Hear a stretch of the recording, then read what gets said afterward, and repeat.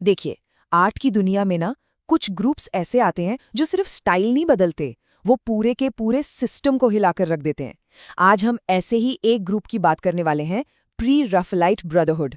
और ये कहानी सिर्फ पेंटिंग की नहीं है, ये कला की सच्चाई के लिए एक जबरदस्त बगावत की कहानी है।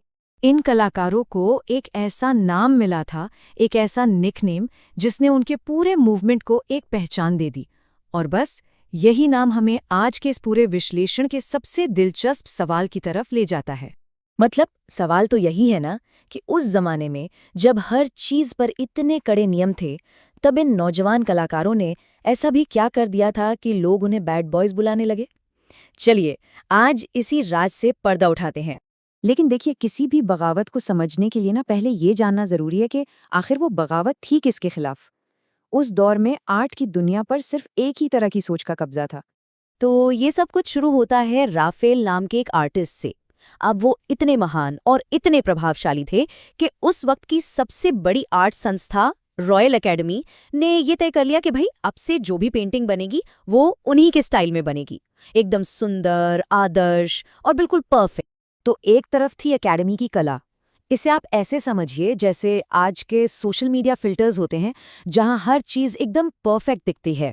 और दूसरी तरफ थे ये प्री रैफेलाइट्स, जो असल जिंदगी दिखाना चाहते थे, उसकी हर छोटी बड़ी कमी के साथ। इन प्री रैफेलाइट्स की नज़र में ना ये एकेडमी वाली कला बिल्कुल नकली थी, बेजान थी, उसमें कोई सच्ची भावना ही नहीं थी। उन्हें ऐसा लग रहा था कि एकेडमी बस एक ही पुराने उबाऊ फॉर्मूले को बार बार दोहरा रही है, जिसका असलियत से कोई लेना देना ही नहीं है। और बस इसी फ्रस्ट्रेशन से, इसी निराशा से एक नए मूवमेंट का जन्म हुआ। ये कुछ नौजवान कलाकारों, पेंटरों और लेखकों का एक ग्रुप था जो आर्ट की दुनिया को हमेशा हमेशा के लिए बदलने वाले थे। ये बात है साल 1848 की, जब इन 7 लोगों ने मिलकर एक सीक्रेट सोसाइटी बनाई। उन्होंने खुद को ब्रदरहुड यानी भाईचारा कहा, और उनका मिशन बिल्कुल साफ था, कला की दुनिया में एक क्रांति लानी है। सिर्फ 7 लोग, सोचिए जरा। ये याद रखना बहुत जरूरी है कि ये एक छोटा सा गुपचुप तरीके से बना ग्रुप था, जो उस वक्त की सबसे ताकतवर आर्ट संस्था के खिलाफ खड़ा हो रहा था। ये थे वो 7 विद्रोही। इनमें से भी जो 3 थे, डांटे गैब्रियल रोसेटी, जॉन एवरेट मिलेज और विलियम होलमैन हंट, वो इस आंदोलन का दिल और दिमाग थे। वही इस बगावत की आग को सबसे ज्यादा हवा दे रहे थे। देखिए, उनका नाम ही उनका मकसद बता देता है। प्री राफेलाइट मतलब राफेल से पहले। वो कला को उस दौर में वापस ले जाना चाहते थे जब उनके हिसाब से आर्ट ज्यादा ईमानदार थी, ज्यादा डिटेल थी और उसके गहरे मतलब होते थे। तो उन्होंने आखिर अलग क्या किया? वो अपने स्टूडियो से बाहर निकले और सीधे नेचर को देखा, उसे पेंट किया। उन्होंने इंसानी खामियों में भी खूबसूरती ढूंढी और ऐसी कला बनाई जो सिर्फ सुंदर चेहरों के बारे में नहीं थी, बल्कि सच्ची, गहरी भावनाओं से भरी हुई थी। और यहीं से कहानी में असली ट्विस्ट आता है। उनकी कला की यही सच्चाई, यही ईमानदारी उन्हें बहुत बड़ी मुश्किल में डालने वाली थी, और इसी वजह से उन्हें वो बैड बॉयज का खिताब मिला। ये था असली पंगा। विक्टोरियन समाज चाहता था कि औरतों को एकदम पवित्र, देवी की तरह दिखाया जाए, पर इन प्री राफेलाइट्स ने अपनी पेंटिंग्स में असली औरतों को दिखाया, जो मजबूत थीं, जिनके अपने संघर्ष थे और जो अपनी सेक्सुअलिटी को लेकर शर्माती नहीं थीं।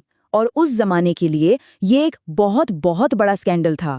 रॉबर्ट बुकैनन जैसे आलोचकों ने तो उन पर सीधा हमला बोल दिया। उन्होंने कहा कि ये पेंटिंग्स हद से ज्यादा कामुक हैं और ये नौजवानों को बिगाड़ रही हैं।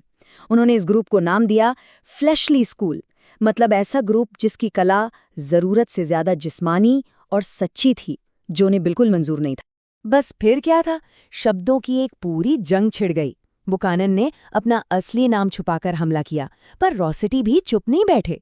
उन्होंने न सिर्फ अपनी कला का बचाव किया, बल्कि बुकानन पर कायर होने का इल्जाम लगाया और पलटकर उनके ग्रुप को चोरी छिपे हमला करने वाला यानी स्टेल्दी स्कूल कह दी।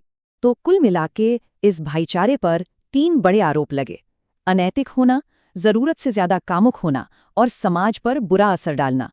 और विक्टोरियन दौर में ये बहुत ही गंभीर इल्जाम थे। तो इस सारे हंगामे के बाद सवाल ये उठता है कि वो अपने पीछे क्या छोड़कर गए?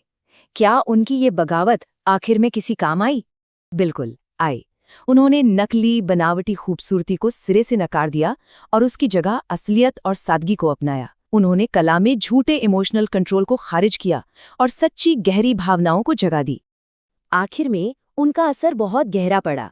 उन्हें भले ही लोगों ने बैड बॉयज कहा हो, लेकिन उनकी इसी बगावत ने ब्रिटिश आर्ट को नींद से जगा दिया। उन्होंने कला को ज्यादा सच्चा, ज्यादा ईमानदार और सच कहूं तो कहीं ज्यादा दिलचस्प बना दिया। और जाते जाते वो हमारे लिए एक सवाल छोड़ गए कि ज्यादा सुंदर क्या है, परफेक्शन या फिर सच्चाई? ये एक ऐसा सवाल है जो आज की हमारी फिल्टर वाली दुनिया में शायद पहले से भी कहीं ज्यादा जरूरी हो गया है।